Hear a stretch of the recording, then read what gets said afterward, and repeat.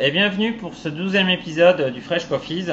Alors comme vous l'avez vu, la vidéo a pris un peu de retard, c'était fait exprès. Vous avez reçu maintenant il y a à peu près 2 semaines votre café. Alors c'était un café un peu surprise. Vous l'avez vu, il n'y avait pas d'étiquette, c'est pas un oubli de ma part évidemment. Alors pourquoi j'ai voulu garder le mystère? Tout simplement parce qu'en général, quand on a ce type de café, on se dit toujours c'est moins bon, ça va pas être terrible. Et là, je voulais vous prouver en fait qu'effectivement sur un café comme celui-ci, on pouvait avoir quelque chose en tasse d'incésapatique, pardon. Alors ce café que vous avez reçu, c'était tout simplement un Mexique Altura décaféiné. Donc c'est le décaféiné, c'est vrai qu'il a souvent une notation de café mauvais. Là, vous avez pu le voir, enfin j'espère que pour un déca, on peut avoir des choses quand même assez intéressantes. Donc là, vous avez pu abuser sur le café, il n'y avait aucun souci au niveau caféine. Alors c'est un déca qui est intéressant parce qu'en fait c'est un déca qui est décaféiné par une société qui s'appelle Swiss Water. Ils sont leaders sur ce procédé-là de décaféinisation. Alors c'est tout simplement un café décaféiné à l'eau. Alors il existe plusieurs styles de café pour le décaféiner. Donc on part toujours sur le grain non torréfié, donc vert. Il y a 3 procédés très connus. Le premier étant le procédé chimique, qui est utilisé principalement, entre autres, pour les cafés d'entrée de gamme, style grande surface, etc. Le gros avantage, c'est que c'est pas coûteux. Gros inconvénient, c'est que c'est du produit chimique et on va avoir un goût un peu chimique, pas très sympa. Ensuite, donc il y a le procédé décaféiné à l'eau et un troisième procédé qui est le procédé au CO2. Le CO2, je vous en parle pas trop parce que je ne connais pas encore très bien comment ça fonctionne. Donc moi, je vais plutôt vous parler donc de ce café-là qui était donc décaféiné à l'eau, que je connais un peu plus. Alors donc grosso modo pour vous expliquer un peu comment c'est fait, donc on prend le café donc vert non torréfié, on va le laisser tremper dans l'eau et il va y avoir une migration du café vert vers l'eau, c'est-à-dire les arômes et la caféine va migrer dans l'eau. Après donc cette eau-là va passer à travers certains filtres qui vont permettre de capturer justement la caféine, laissant passer les arômes. Donc on va se retrouver donc avec d'un côté notre café vert sans arôme, sans caféine, de l'autre côté on va se retrouver donc avec de l'eau aromatisée si on veut, et ensuite par un procédé, bon évidemment vous avez compris c'est assez complexe, mais par un procédé on va récupérer les arômes qui étaient présents dans l'eau, donc ça va être un système d'évaporation pour qu'ils retournent en fait dans le café vert. Donc on dit café vert, mais là, ce café, c'est vrai que là j'aurais pu vous montrer un petit peu, mais le café décaféiné à l'eau n'est pas vert comme on pourrait le voir sur un autre café traditionnel. Là on va avoir un café plutôt, les grains sont un peu noir marron, pas torréfié, enfin ça reste du grain, enfin ça fait comme le grain torréfié en termes de couleur, mais non torréfié en termes de volume et aspect physique. L'aspect physique ne change pas, c'est le café vert. L'aspect visuel, par contre, lui change, il va être assez foncé, assez noir. Donc c'est vraiment typique à ce café décaféiné à l'eau. Donc maintenant, enfin, j'ai voulu résumer ça un petit peu comme ça sur la partie présentation de ce café. Donc là, c'est un Altura donc du Mexique. Altura, c'est tout simplement des cafés qui sont de haute altitude. On est situé sur 1600 mètres à peu près. Donc un café quand même de très bonne qualité à la base. Évidemment, ce procédé décaféiné à l'eau est un procédé qui coûte assez cher, mais qui permet effectivement d'avoir une qualité en tasse assez intéressante. Voilà pour la partie présentation. Donc maintenant, on va passer à la partie dégustation de ce café, afin d'avoir un petit peu ce ressenti. Donc à tout de suite. Donc nous revoilà pour la partie donc dégustation de ce déca Altura du Mexique, décaféiné à l'eau, je le précise. Donc en termes d'arôme, moi je trouve qu'on est sur des notes de praline de noix assez intéressantes. Un petit peu de cacao, le cacao amer.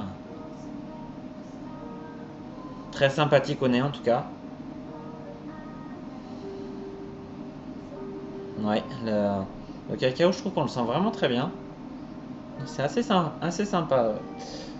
Alors, je vais commencer par l'expresso.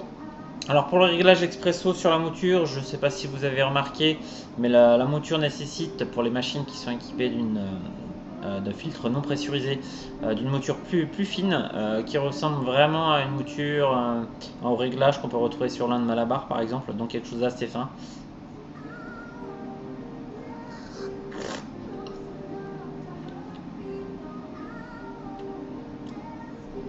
En bouche, le café est très intéressant, légère acidité en début de bouche, plutôt très bien équilibré je trouve.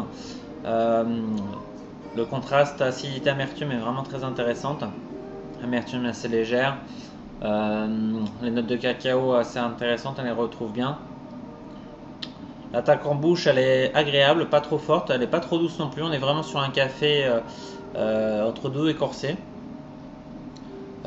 Très bien expresso en tout cas.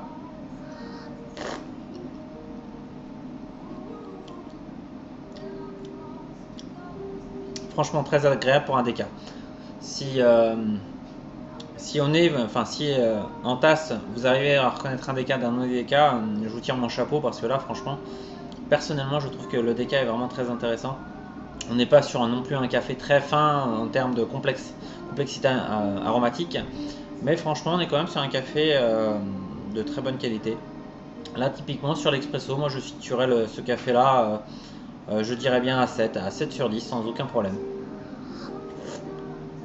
Longueur en bouche en plus très agréable, assez intéressante, vraiment pas mal. Alors maintenant en filtre.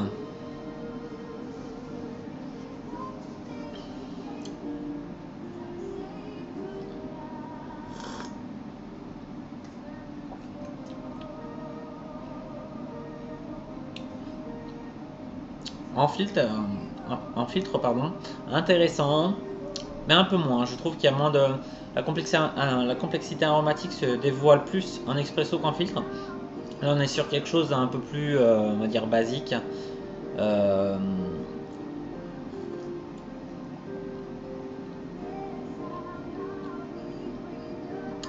Où on retrouve des notes assez intéressantes de noix là sur le filtre. Noix, un peu les noix de cajou, des choses comme ça. Assez sympa. Là, en termes de notes, je mettrais 6 sur 10. Toujours très bien. La longueur en bouche, on la ressent toujours assez présente. Assez intéressant. Ouais.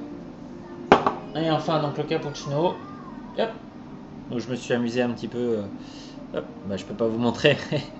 À faire un petit latte art, c'est assez sympa.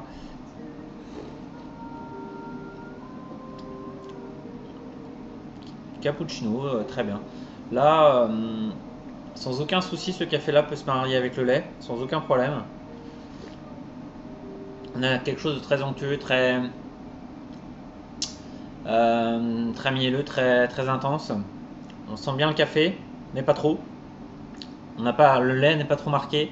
Le café à sa place, c'est vraiment un bon mariage.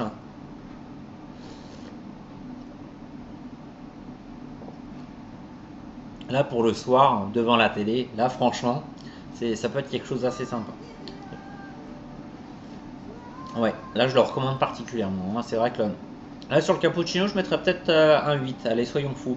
7 sur l'expresso, 6 sur le filtre, 8 sur le cappuccino. Pour vous dire à quel point, selon moi, toujours pareil, ce déca n'a que déca le nom et le taux de caféine dans ce café. Parce que franchement, comparé à des vieilles images de déca que j'ai pu connaître à travers des systèmes propriétaires, euh, ça n'a complètement rien à voir, quoi. Là, on me fait goûter ça, je serais incapable de dire que c'est un déca ou pas un déca.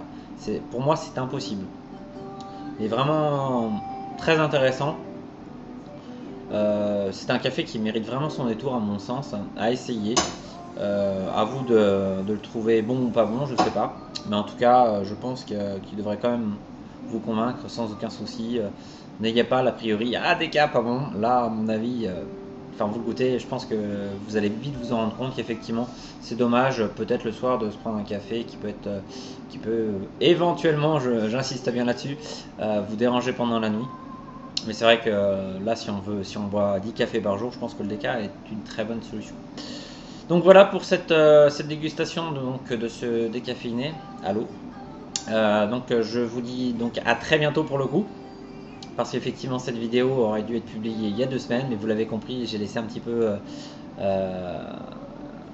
d'attente entre la réception de votre café et cette vidéo afin que vous puissiez déguster ce café-là en toute transparence entre guillemets. Voilà. Donc je vous dis à très bientôt, puis bonne dégustation. Allez, ciao, bye bye.